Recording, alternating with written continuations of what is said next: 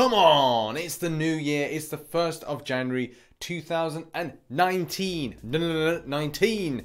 Thanks so much for tuning in to Marvel Contest of Champions news. We've got lots of stories to cover in today's news, so without further ado, let's jump into the stories of today. Our first story kicks us off with this poll here. Yesterday's Chill Challenges video, I asked you, what were you more commonly getting from your epic difficulty challenges? Now, yes, granted, it doesn't really affect everybody, but it is a good perspective, and the reason I feel quite passionately about it is I'd like Kabam to put in drop rates for things, because it doesn't seem that something is there saying, hey, well, you know, it's 80% drop rate for things like 255 star shards, 254 star shards, whatever it is.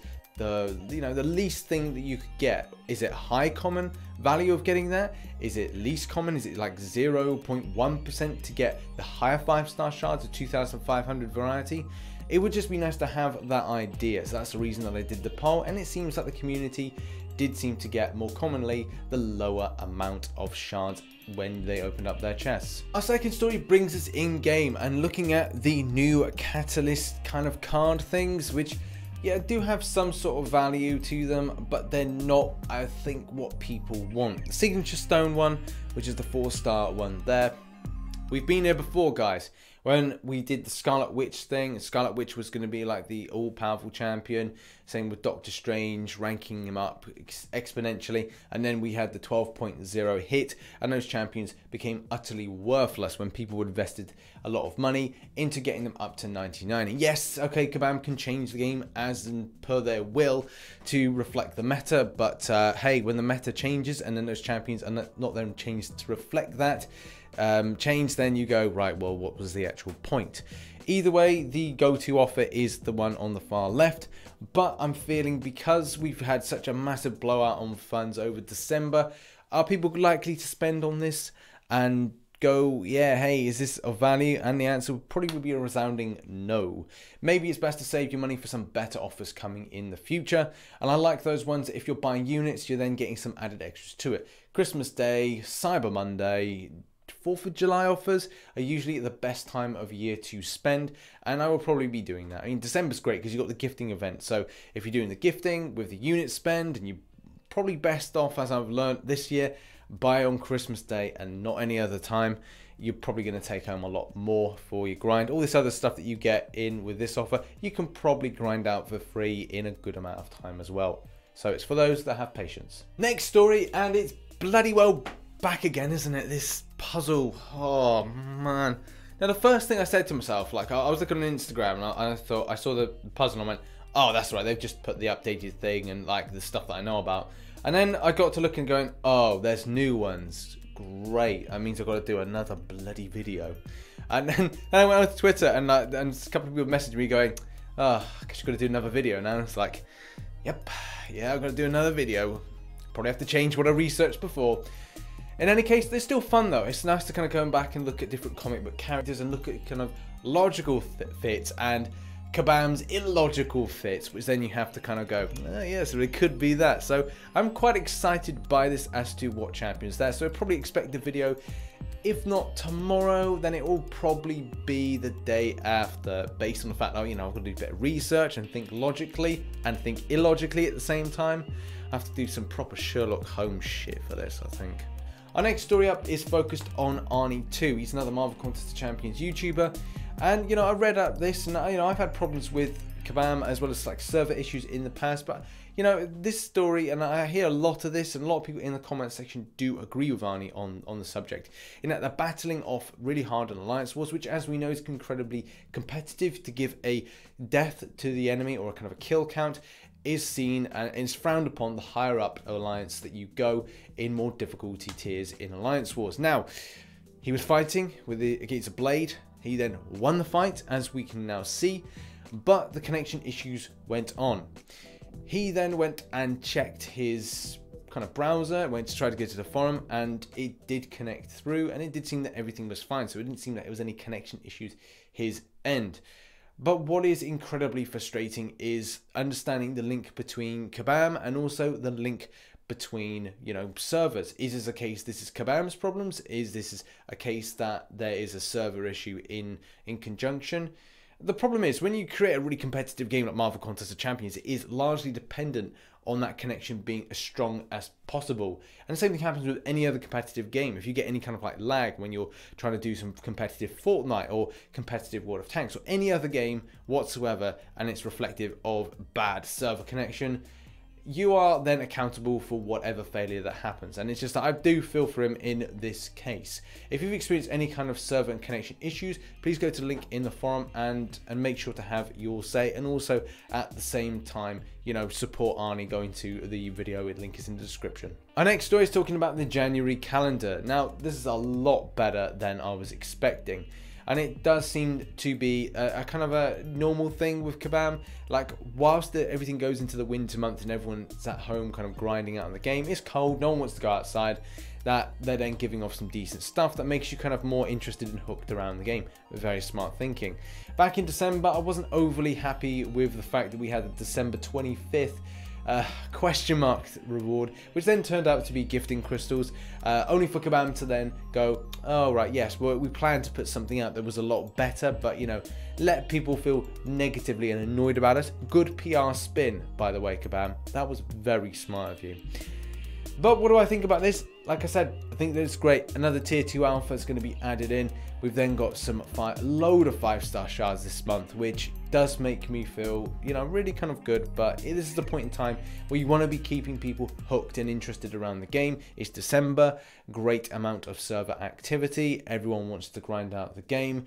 So it's fantastic to see this and, you know, continue it on. Unfortunately, it's a case that they won't continue it on past a certain point. When we hit into about spring, heading into summertime, you probably won't see anything decent from the calendars. These will start, you know, fading out until we get to like the winter months of this year. And we'll start seeing the December calendar and better stuff coming our way. Next up, and we've got a poll here which has been out for a while, but at the same time I want to kind of talk about it because it's one of these type passion pieces that occasionally I like to talk about, and maybe reflect this in another video. But in short, this has been running for a little while. I strongly suggest going and voting in the poll about should we have the increase of level from 60 to 70, and all the things in between. It needs to be discussed. Now, to give you a perspective, I was trying to compare this with other games that have maybe spent a lot of time before they then raised the level cap. And the only one I can really think about, because I played it back in the day and had first-hand experience, was World of Warcraft. People that played World of Warcraft will know that when the game was entered in, I think it was a case that the game went live in 2004. And then it was a case that when Burning Crusade, which was the first expansion, was released in 2007, it took 3 years to raise the level cap from level 60 to level 70. And obviously, from more they do with expansions, the more the level cap has risen. But the fact is, should the game have a level cap risen? And you know, that's something I'll leave over for you to discuss. I will be probably formulating this in a video where I'll be looking at the ideas of like what needs to go with it. But in a nutshell, masteries will need to be increased for that. If you go to the mastery section, you'll see loads of different question marks. And these question marks have been in the game for a very long time, giving you the idea, have they thought about anything to raise and have higher and more stronger masteries to take on more difficult content? And I guess that's the problem, isn't it? Kabam want to keep their cards very close to their chest when it comes to doing stuff like Labyrinth of Legends. If you had a really powerful mastery that was able to output more damage and therefore making Labyrinth of Legends a doddle, would they put it in? And the answer would be no, because then it would be a case of champions would be so overpowered they'd be able to do content where Kabam make a lot of money from, just in a snap. So, you know, that is in short the reasons why, but I'll cover this in a future video about why it will never happen or why it will happen, or, you know, all the things in between. Next up, and let's talk about arena results. So I got it well wrong with Wasp.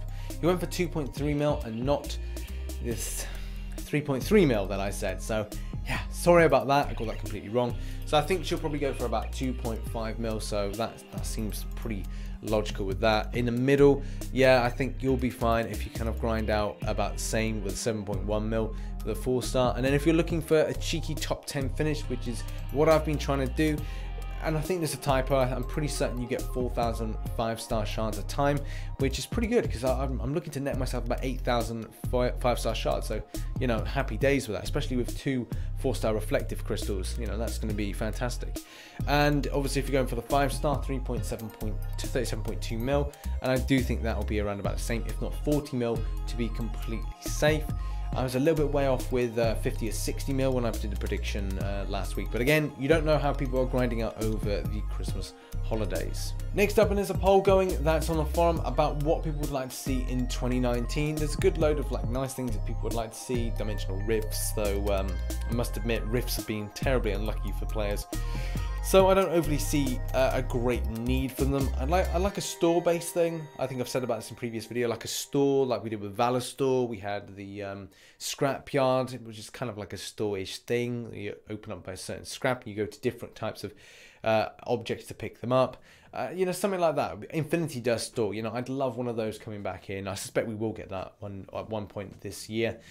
So yeah, lots of different stuff that people would like to see. Have your say, go over, vote. That'd be really cool. Next up, and I saw this at the end of last year, which is like a trip down memory lane and the way that kind of like things used to look like, setups of stuff. And people remember like bases and how bases were meant to be like a big change. The way that certain times you could get 4 stars from Alliance Quest, and there used to be certain things like special arenas where at certain milestones you could get a fully formed, not a fully formed champion, but a champion nevertheless, like a 4-star champion. That was cool. 5v5 arenas, man, you know, from early days, and I'm just about to hit my official 4 years with the game. There's been a lot of things that have changed, some for the good, some for the bad. You know, it's just nice to see a lot of the old kind of imagery as well. Civil War was a good fun and wholesome time. So yeah, like a lot of stuff has changed, positive, negative. But I would like to see a lot of stuff like 5v5 come back at some stage. I just like them a little bit more, but that's my own opinion. And just maybe some improvements, overhaul to some arena things where you get some stuff, more stuff from milestones. But yeah, you know, like you can't have Kabam changing everything left, right and center. But go and share your images of the game of future past. So that's been your Marvel Contest of Champions news for the 1st of January 2019. I'm pretty excited, got lots of ideas for content to get out to you.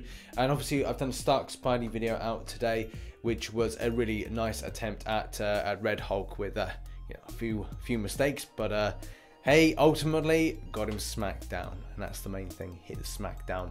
Thanks so much for watching this edition of Marvel Contest of Champions news. Make sure to like, subscribe, and share with another summoner or friend that maybe plays the game. Keep them informed. I've been Rich the Man. I shall catch you in the next one. Thank you very much for watching. Bye bye for now.